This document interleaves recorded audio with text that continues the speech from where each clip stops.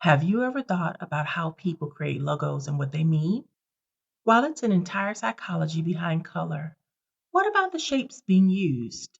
Since your logo is one of the driving forces of your visual brand identity, it's important to be intentional about your logo, just like you're intentional about your brand name. Today, we're talking all about it. I'm PG Williams, copywriter and brand builder turned business owner of multiple entities.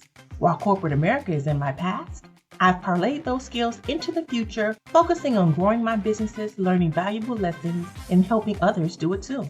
What started as an idea to capitalize off my skills has helped so many to create a strong brand with actionable steps, copy, and content that matters. I created the Talk Like a Brand podcast to give you relatable, simple strategies and advice that makes you think, reflect, and implement.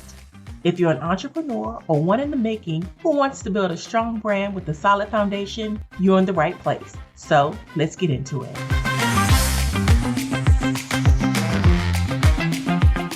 Every detail of your logo influences the people that see it.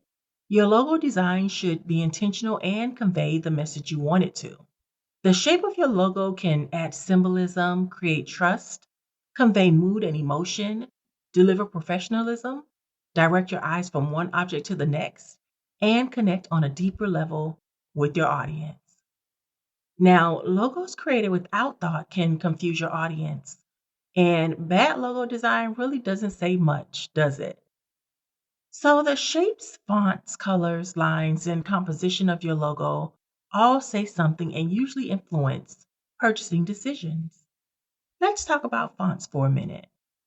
Fonts have a psychological impact on people, and they don't even realize it.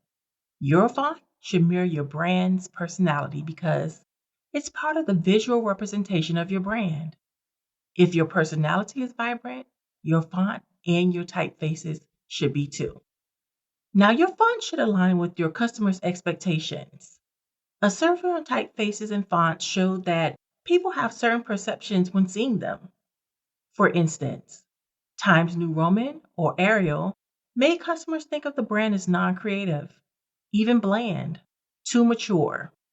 On the other hand, companies that use Comic Sans are known to be happy and casual. Business logos should be clean and somewhat traditional, but if you have a pet store or something that's more relaxed and inviting, you should reflect that in the typeface you use. Above all else, your company name should be readable. Have you ever looked at a logo and wondered what it was saying? Because if you can't read it, you definitely won't remember it, right? Now, shapes have some psychological effects on consumers. That's why it's really important to consider which shapes communicate well with your brand. There are three major areas you should think about: symbolic or abstract, organic, or geometric.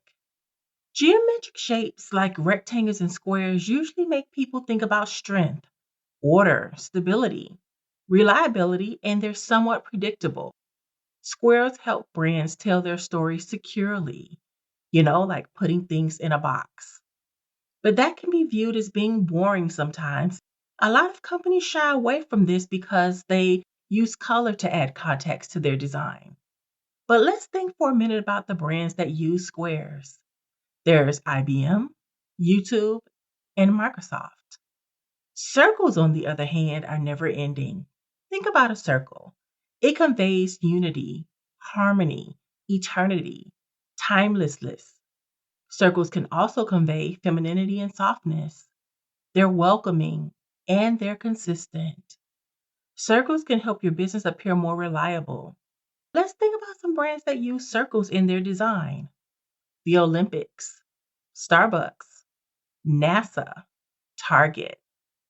When it comes to triangles, though, they change with direction. When you have a right side up triangle, it means momentum, stability, even power. But if you turn them to the side, you get movement or direction. If you point them downward, you may get instability. Triangles are used in a lot of service industries. So let's see: Mitsubishi has a triangle, FedEx, and even Delta Airlines. But what about those logos that are abstract? What about those logos that don't really have structure or form or definition? Abstract shapes have specificity and are very visual. For example, arrows are for travel, direction, and movement. Think about the FedEx logo. It uses an arrow, and so does Amazon. But what about using a heart or a star? What do those convey to you? Now, when it comes to organic shapes, it's a little bit different because certain areas and certain industries use organic shapes to convey meaning. Spas and healing facilities often use leaves or water. Curves bring relaxation, but then when you have zigzag logos, you may feel anxious or it could cause confusion. People don't know what's next. Abstract shapes are open to interpretation. So if you want them to convey something specific, the design is definitely on you. When you're creating a logo, you want to lean towards what will provide the best representation of your brand. But let's think about the lines that are used in logos. Are you using a thin or thick line? We're so used to seeing lines that we really don't see them. Does that really make sense what I'm saying? I mean, lines are everywhere. They're used to divide space, create form, enhance definition, communicate certain direction, tell which way to go, and other things. But aesthetically, they are great in communication. Logo design trends right now have shifted more toward geometric line art, clean design, very simple design. The type of line you use should depend on your brand's personality. Thin lines are flexible, but they may also show weakness. But thick lines are usually associated with being strong and rigid, right? Straight lines convey order. Walk a straight line. But curved lines are energetic and agile. Horizontal lines, those usually show stability and tranquility. And one of the brands that I previously mentioned, IBM, they do this very well. And so does SoundCloud. But then using vertical lines, you can kind of associate that with sophistication, trust, and dignity. You may see those in religious logos. Think about when you see a smooth line. They're clean, calm, and confident.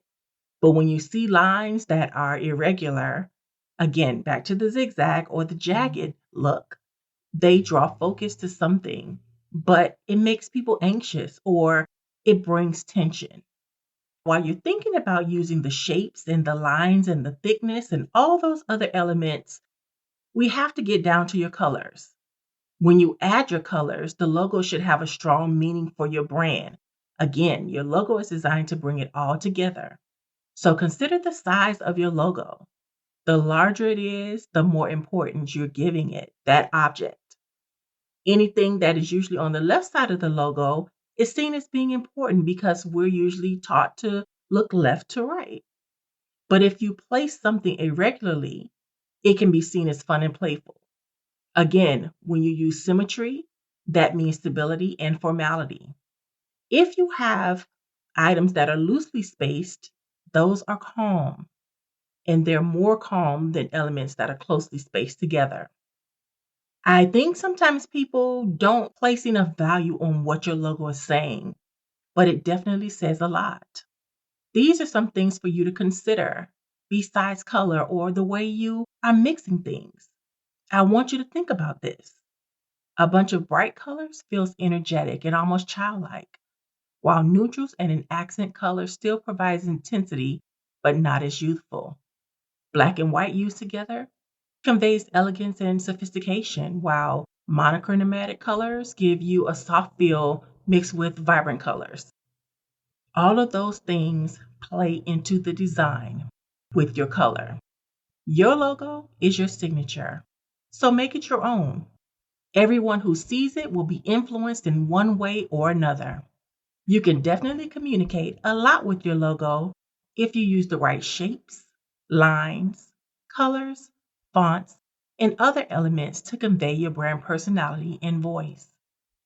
All it takes is a little patience and creativity, and the rest is up to you. Follow us on Instagram at The Right Mix and Color My Brand. And sign up for our weekly Brand Bits newsletter at bit.ly/bits for you. Make sure you tune in every week for more brand building advice. And until next time, have an amazing day.